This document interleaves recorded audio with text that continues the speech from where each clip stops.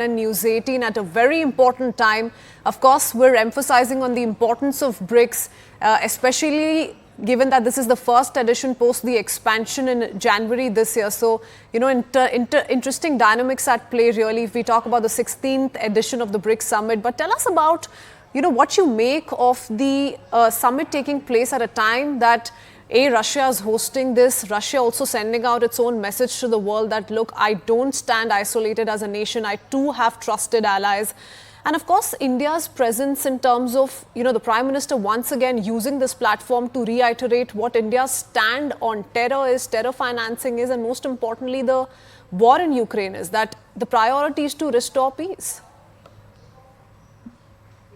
Yes, thank you for inviting me. I'm happy to be able to join you today because I strongly believe that we're experiencing historical moments in Kazan now. And first of all, I would like to say that the Prime Minister of India, Narendra Modi, has upbring a very important dynamism and new, fresh geopolitical energy by exposing not just a program or a strategy of development, by saying how important it is to be concerned in a collective way about the green agenda. I think the message is much more stronger. Today, we have witnessed how India has exposed its grand strategic vision.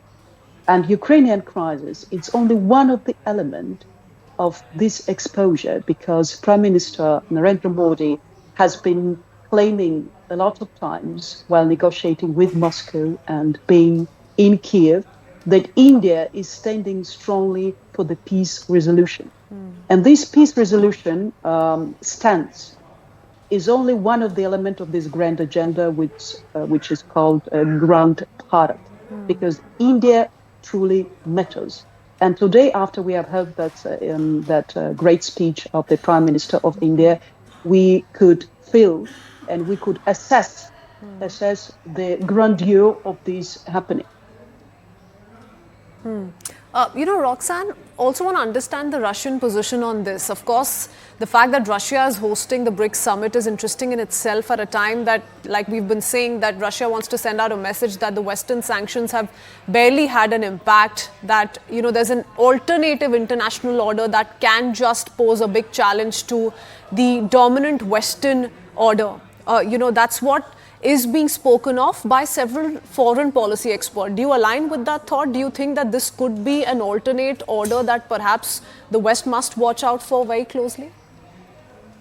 As a person who has been spending for more than decades in geopolitical waters, I can say that today it's not the point of discussion about the fear of Russia in front of the Western allies.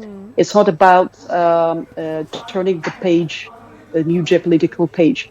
It's about upbringing a completely new narrative, a completely new vision, not only trying to separate the Western-oriented countries as a pool of geopolitical enemies of Russia, and on the other hand, Russia, which is trying to expose its support to the global South.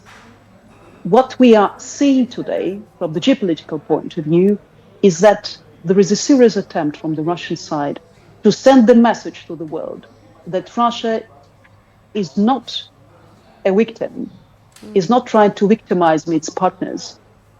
Russia is following for the new agenda, for the new strategy of creating new visionaries, new allies, a new type of governance and leadership in the world.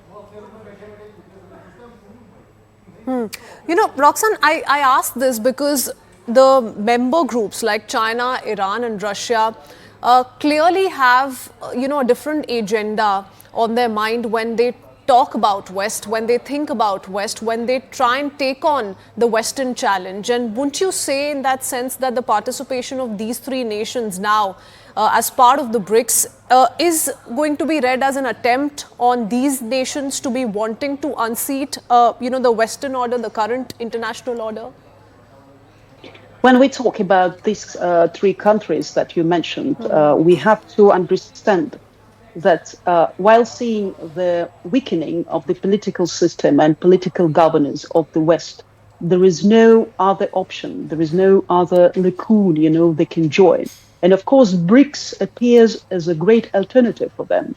But at the same time, it's quite a challenging situation for them. I mean, it's not about changing the chairs in the theater or changing the dramaturgy, of or scenario of geopolitical behavior. It's about a new trend that they are joining. It's the future, and everyone clearly understands that BRICS is the future. Okay. All right. Very interesting that you say that, Roxanne. I also want to understand from you what you make of, the ongoing developments that have been taking place around India and China. Here in India, we've been tracking this very closely with regards to the fact that there is a certain agreement that India and China have agreed upon as far as patrolling along the line of actual control is concerned. And that in itself is a big, big breakthrough and perhaps has paved the way, as many say, for this bilateral that is all set to take place in about 15-20 minutes from now between President Xi Jinping and Prime Minister Narendra Modi. Do you see Russia having played an important part in mediating these conversations? I can confirm and I can assure you that Russia has truly played an important part in making India and China come together at the round table and discuss these challenging issues. That's absolutely without any doubt.